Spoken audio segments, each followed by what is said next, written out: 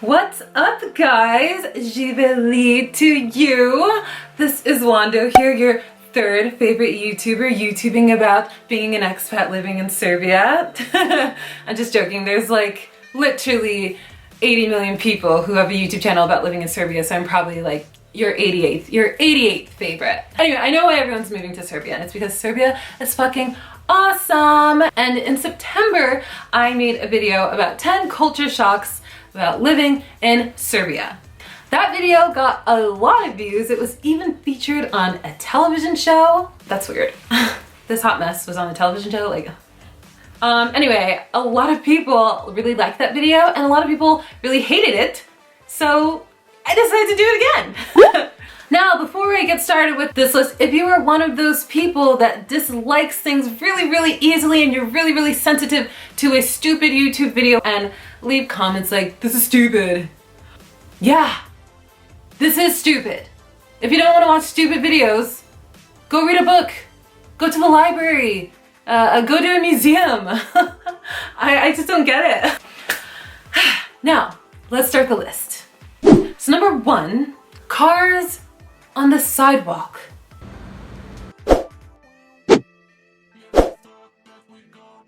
What the fuck?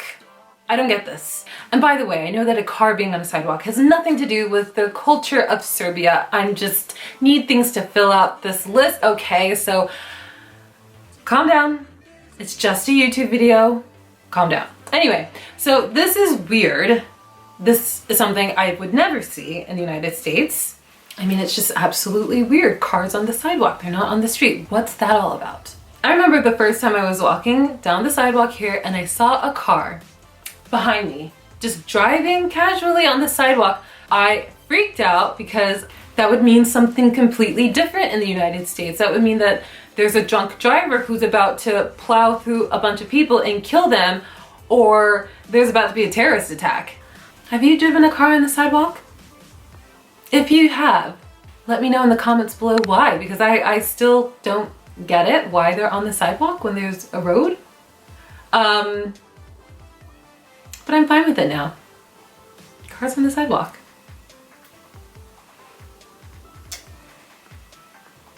So let's move on to point number 2. That is birthday celebrations. Here, when people celebrate a birthday, they invite their friends to come meet them at some place and they pay for everything. Like, everything. For example, I recently went to my friend's birthday party and we went to this really nice restaurant, kind of expensive, and she paid for everything. And I was just like, wait, what? Like, I don't have to pay for that really expensive sushi that I just ordered. And I felt really stupid and I felt bad because, again, it was a really expensive restaurant and I was thinking, oh, I'm gonna pay for myself. So I ordered like 80 things. I was like, I want this tempura roll and this maki roll and this miso eggplant. That's what I got. I got miso eggplant. And it was a lot of stuff. And we drank a lot of wine. And she just paid for everything. And I was like, oh my God. Like, if I knew that she's gonna pay for everything, I would have gotten like a salad. Just joking. Americans don't eat salad. So, I mean, I love that cultural difference. Like, if you go to someone's birthday celebration in the United States and it's like a group dinner, yeah, bet your ass everyone's splitting the check. And that's just how we do there. But like, just meeting your friends at a restaurant, I didn't know that the birthday girl or the birthday boy is supposed to pay for everything, and I totally loved it. I was totally fine with it. At the same time, I'm like, what the hell? It's your birthday. We're supposed to be paying for you and bringing you stuff and treating you. So, number 3. Actually, you guys, you know what? I'm not even gonna lie. I have to turn on the Champions League. I'm gonna put it on silent while the game goes. Oh my God. Come on, Tottenham. Okay. So the third thing is kafanas. Kafana. Ironically enough, I've lived here for almost 2 years now. That is insane, guys. Anyway, I've lived here for almost 2 years, and I only recently went to a few kafanas. So I've been to kafanas in other countries before, but I hadn't been to one in Serbia, and I guess I just completely forgot what they're like. I just think they're so freaking fun and cool. The closest thing to the kafana experience in the United States is just going to see a cover band.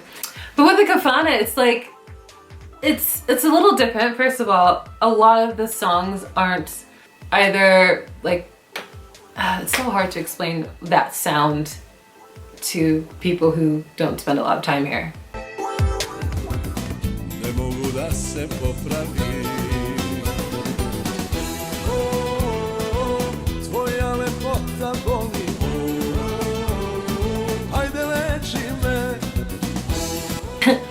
So yeah, it sounds something like that.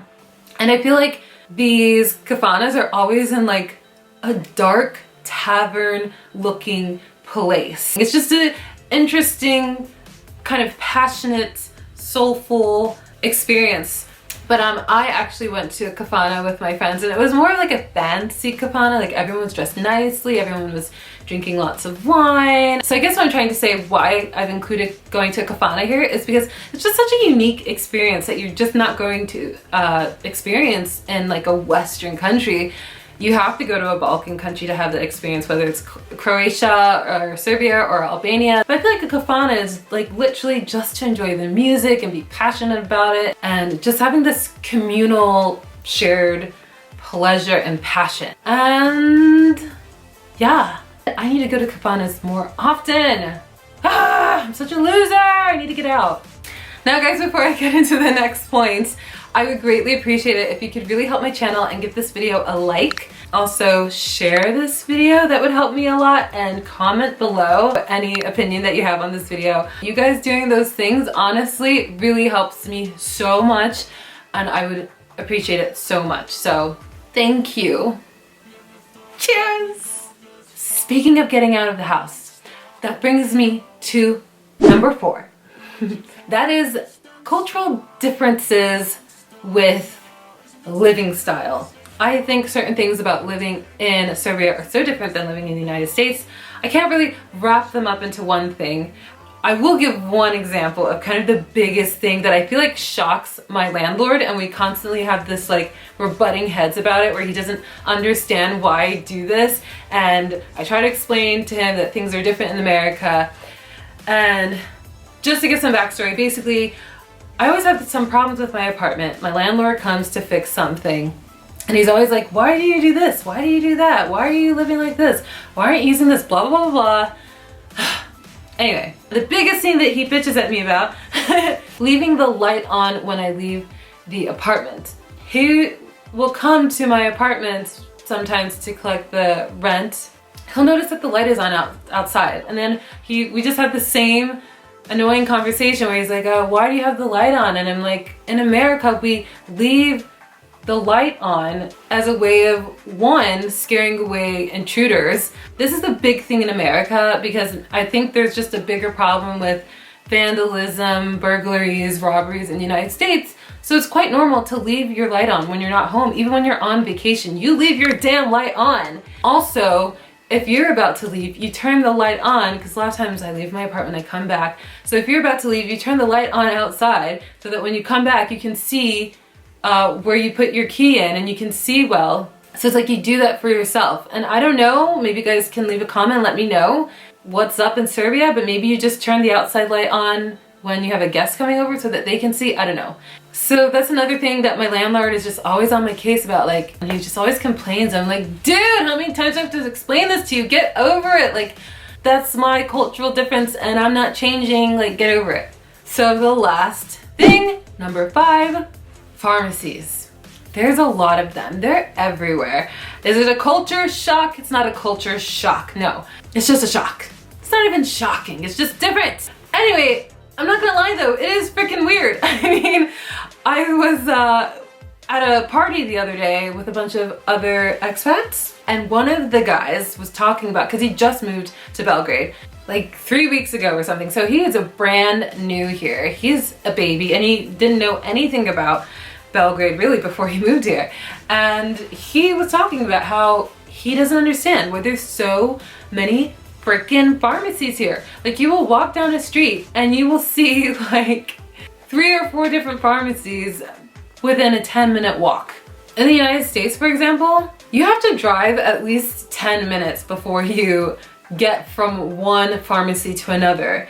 And it's so funny because I'm so used to it by now. But just being at that party and him bringing that up, he's like, this is weird. And I was like, oh yeah, that is weird. How do these pharmacies not all go out of business? And I don't get it. If you get it, comment below and help me get it. It's nothing bad. It's just interesting. So that's it, guys, for this video. I can just go watch the Champions League now. Please like this video, share it with someone that you think would be amused by anything I talk about in it. Comment below, clarify to me and explain to me why certain things are the way they are. Subscribe to my channel for more videos like these, and hit the notification bell so that you don't miss any of the new videos that I upload. And I will see you guys in the next video. Bye! I taj rekord oborili. Nije dobro za... Nije dobro. I naravno za Tottenham i 100 gubla. Nije dobro.